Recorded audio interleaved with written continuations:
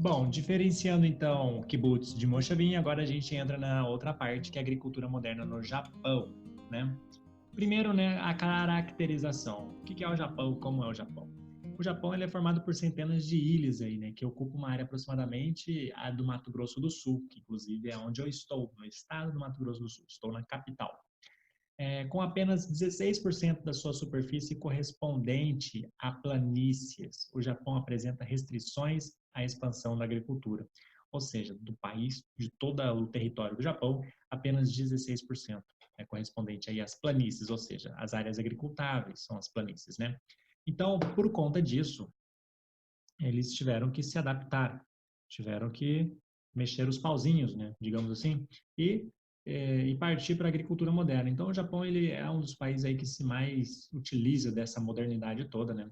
Ele depende totalmente do uso das tecnologias. Eles têm também, isso garante para eles, né, uma alta produtividade em pequenas extensões de terras e até mesmo nos restritos espaços disponíveis das áreas urbanas.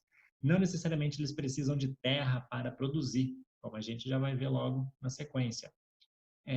Como também ocorre na Europa, né, o Japão se ressente de falta de mão de obra no setor agrícola, né? Porque grande parte da sua população tem a idade superior aí a 45 anos, então um país relativamente já envelhecido, então precisa de muita mão de obra nova, por isso que importa até às vezes mão de obra estrangeira, como os brasileiros que vão para lá trabalhar, né? São chamados aí os decassegues, que são os descendentes de japoneses. Eles podem ir para lá trabalhar porque está faltando mão de obra.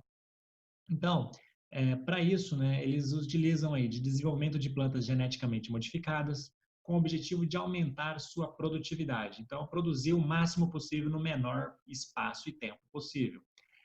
Informática para controlar e avaliar com mais precisão a quantidade de seus produtos. Eles utilizam até a informática para avaliar e controlar, né, a precisão desses produtos. Usando em larga escala no Japão, uma das técnicas, né, utilizada em larga escala no Japão é a hidroponia, que é isso aqui que a gente está vendo nessa foto aqui nessa imagem. A hidroponia ela é uma horta suspensa, ou também chamada de horta vertical. Ela é um preparado, né, de um nutritivo líquido que atende às necessidades do vegetal. Então, não precisa ter terra para plantar. Oh, que ironia, né? Plantar na água, literalmente, planta na água. A hidroponia, então, consiste desses canos, né? Aqui passa um cano e dentro do cano passa ali um líquido, é o nutriente, né? A água com nutrientes, tudo que a planta precisa, todos os nutrientes ali dissolvidos, né? Diluído nessa água. E aí a planta absorve apenas os nutrientes necessários. Essa é uma técnica que está sendo utilizada muito no mundo inteiro. As plantas produzidas na hidroponia, elas têm um sabor diferente, elas são mais macias, né, são limpas, tal, porque não tem contato com o solo. Ela é bem para quem já provou uma alface hidropônica, é muito top.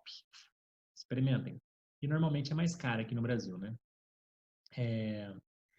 Isso faz com que as plantas fiquem suspensas em estruturas de modo que as raízes ficam em contato com a solução. Além da área de plantio, a técnica de hidroponia, em geral, reduz o consumo de água e de produtos agroquímicos. Mesmo contando com um dos mais produtivos e avançados sistemas agrícolas do mundo, o Japão é um grande importador de alimentos e um de outros bens produzidos na agropecuária, silvicultura e no extrativismo vegetal. Para quem não sabe o que é extrativismo vegetal, para quem não sabe o que é silvicultura, volta nos vídeos anteriores aí que tem um vídeo explicando sobre isso. Então, tudo que eles não conseguem produzir, eles importam muito, importam de outros países, né? Uma das coisas, então, que eles se destacam, né, que eles preferem manter lá a sua produção é a produção de arroz e de diversos legumes que constituem a base alimentar japonesa. E nesse quesito eles são autossuficientes. Então, pensa, o Brasil agora está com uma alta de arroz, o arroz está caro, meu Deus, o arroz está R$ 40, R$ 50. Por que está caro? Porque nós estamos exportando arroz, tem mais pessoas comendo arroz e está ficando mais caro mesmo. Mas isso é por conta de vários outros fatores também, não é só por conta da exportação, não. Tá? Outros motivos também, desde a redução das áreas de cultivo, da risicultura, né, quanto à exportação também, e também as pessoas que entraram, né, nessa corrente econômica por conta dos R$ 600 de auxílio aí emergencial. Bom, Então, o Japão ele se utiliza bastante dessas técnicas. Agora a gente vai falar aqui sobre a Índia, né? Aí a gente está falando do Sudeste Asiático, a agricultura moderna na Índia e a Revolução Verde. Essa Revolução Verde aí aconteceu nos países periféricos, né? Nos países do Sul, que chamamos assim. Depois a gente vai ver o que significa isso. Mas a Revolução Verde nada mais do que uma quantidade de implementos agrícolas que chegaram nos países periféricos, como a Índia, chegaram no Brasil, chegaram na África, tá? E o que seria isso, né? Primeiro, na década de 40, né, 1945, acabou a Segunda Guerra Mundial. Existia uma grande demanda por alimento no mundo, porque tinha muitas pessoas passando fome, muitas pessoas desempregadas, os países aí todos sendo reconstruídos e não tinham, né, a capacidade de produzir alimento, então começaram a mandar muita tecnologia para os países periféricos para eles produzirem alimentos, tá? Um desses que chegou foi, né, na Índia, né? Esses implementos chegaram na Índia. O que são esses implementos? Basicamente, fertilizantes, máquinas, defensivos agrícolas, programas iniciados por volta de 1940 na América do Norte e na Europa. Então, na Europa, os caras já estavam industrializados nesses quesitos, só que aí teve a guerra, né? Como a gente já havia dito. E depois eles mandaram essa industrialização toda para os países periféricos. Eu já comentei sobre isso. O desenvolvimento de equipamentos mecânicos para plantio e colheita e o desenvolvimento de sementes adaptadas específicas às condições clínicas de solo de maior resistência a pragas e doenças. Então, isso fez com que houvesse um grande aumento da produtividade. Aí você vai falar assim, bom, aumentou a produtividade, tem comida adoidado, acabou com a fome no mundo? Não acabou com a fome no mundo. Tá? E é uma grande controvérsia, né? Como que a gente produz tanto alimento e mesmo assim tem muitas pessoas passando fome? Uma de cada 9 pessoas no mundo, né? Nove pessoas no mundo, uma de cada 9 passam fome, tá? Isso são dados da FAO. Uma outra questão, né? Aqui a gente está vendo aqui, né? Muito provavelmente é um indiano, pelas características aqui, de fato um indiano pulverizando ali a lavoura. Aqui a gente vê uma colheitadeira, né? Uma máquina gigante aí que faz o serviço de um monte de pessoas. Com esses implementos todos, ocasionou um outro problema, que é o êxodo rural nos países periféricos. Os países periféricos tinham a sua maior parte da população vivendo no campo, trabalhando lá, tal, metendo a mão na enxada. A partir do momento que chega essa máquina aqui, ó, para que enxada, né? Agora você tem essa máquina que faz tudo lá, então essas pessoas começam a se deslocar do campo para a cidade, do campo para a cidade, causando um enorme problema para as cidades, tá? Uma outra questão importante também é porque nós começamos a produzir muito. O Brasil começou a produzir muito, a Índia começou a produzir muito. Porém, toda essa produção ia basicamente para exportação de alimentos produzidos em países como México, Brasil, Índia, se destinava principalmente ao mercado dos países mais desenvolvidos, os países do norte. O número de pessoas afetadas pela fome ainda é muito elevado, né? Outra coisa, né? Quando tem muita exportação, como está acontecendo com o arroz, né? Que tem muito, mas está tendo exportação, há um aumento no preço dos alimentos, né? E crises econômicas e políticas, graves conflitos e mudanças climáticas são apontados também como os principais responsáveis pelos problemas que afetam cerca de 1 em cada 9 pessoas.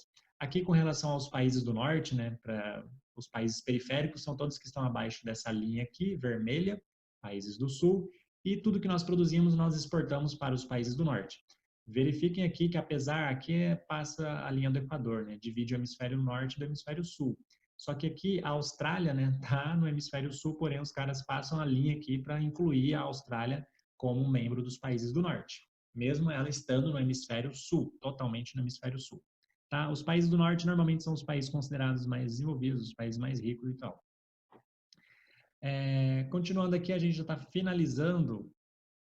Vamos falar agora sobre as modernas ovinoculturas australianas e neozelandesas. Talvez vai passar um pouco mais de 10 minutos, mas vamos lá. Pau na máquina. A Austrália e Nova Zelândia são grandes criadores e exportadores de ovelha, de sua carne, lã, laticínios, só é inferior ao da China, né, em termos de produção. E também eles produzem de forma extensiva. Para quem não sabe o que é extensiva, volta nos vídeos lá, a gente tem lá explicando o que é agricultura ou pecuária intensiva e pecuária extensiva. Desses países aqui da Austrália e Nova Zelândia são formas extensivas de produção. Também se baseiam em modelos de cooperativas de produtores, né? Ou seja, grupos de pessoas que produzem. Os pastos recebem tratamento à base de nutrientes, porque senão não existiria pasto suficiente para todas essas ovelhas. Aqui é um rebanho aqui, ó. Criação extensiva de ovelhas na fazenda Nova Zelândia, 2017. Continuando aqui, não tem muita coisa aqui sobre a Nova Zelândia, mais a questão da produção de ovelha mesmo, né, de carne, de laticínios. Contudo, a preocupação com a perda do solo e de suas fertilidades em razão da erosão e uso intensivos das pastagens, né, como tratado no capítulo anteriores aí que a gente já viu também. Então, agora a gente finaliza de fato falando sobre as mudanças na agricultura chinesa e na migração para a cidade.